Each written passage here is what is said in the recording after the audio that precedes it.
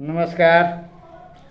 आप सबको हमारे चैनल पर स्वागत है और आशा करते हैं कि आप सब लोग कुशल मंगल से होंगे, अच्छे से होंगे।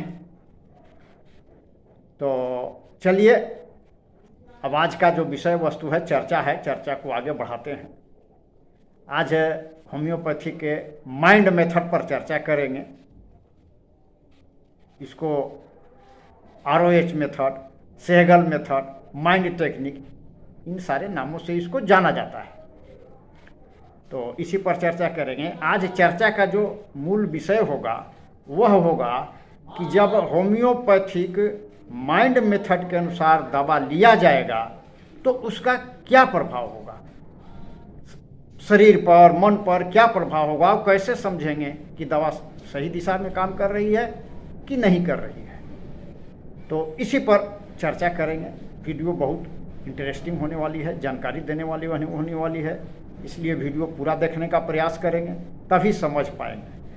और चर्चा को शुरू करने से पहले आप सबों से निवेदन है कि जो लोग सब्सक्राइब नहीं किए हैं वो कृपा करके चैनल को सब्सक्राइब कर दीजिए, लाइक करिए, कमेंट करिए, शेयर करिए, कमेंट करिए। यथाशक्ति आपके प्रश्नों का उत्तर देने का कोशिश करूँगा। तो चलिए अब विषय वस्तु को आगे बढ़ाते हैं। अब देखिए, होम्योपैथिक जब दवा लेंगे तो पहला एक्शन हो सकता है कि नेगेटिव एक्शन होगा, माने शारीरिक जो कष्ट है उसको जो कष्ट लेकर के रुक गया है उसमें बढ़ोतरी हो गई है।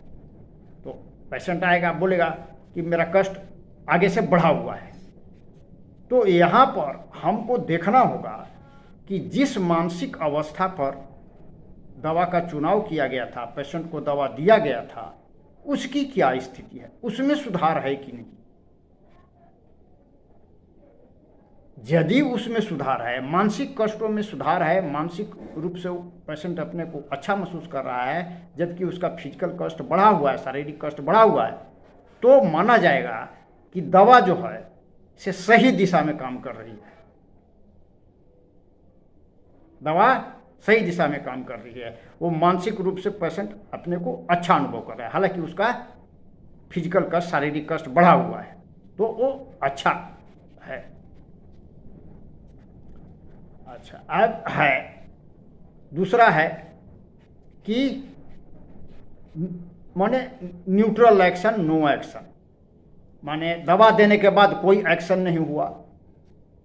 तो इस स्थिति में क्या करना होगा कि चाहे तो उसको जो हायर पोटेंसी दवा उसी दवा का देना होगा, या यदि उसका मेंटल अवस्था चेंज हो गया है तो दूसरा केस टेकिंग कर करके दवा देना होगा। अच्छा, और एक हो गया, ये होगा न्यूट्रल एक्शन और पॉजिटिव एक्शन। अब पॉजिटिव एक्शन जो है, कहने का मतलब है कि जब पेशेंट का शारीरिक कष्ट में कमी हुआ है, शारीरिक कष्ट में कमी हुआ है, तो अब यदि पेशेंट आता है, बोलता है कि कष्ट कमा हुआ है, जैसे उसका दर्द था, फूला हुआ था, तो बोल रहा है कि ना इसमें सुधार है, तो केवल हम इतना कहने से ही नहीं मान लेंगे कि उसमें सुधार है। उसको देखना होगा कि जिस मानसिक अवस्था पर, जिस मानसिक लक्षण पर दवा का चुनाव किया गया था, दवा उसको दिया गया था, उसकी क्या स्थिति है। यदि मान लीजिए कि उसको शारीरिक कष्ट में सुधार है लेकिन मानसिक में कोई सुधार नहीं है, तो इसका मतलब है कि दवा पार्शियली काम कर रही है, सही डायरेक्शन में काम नहीं कर रही है। और यदि दोनों में सुधार है तो उत्तम बात है, दोनों में सुधार है तो ठीक ही है।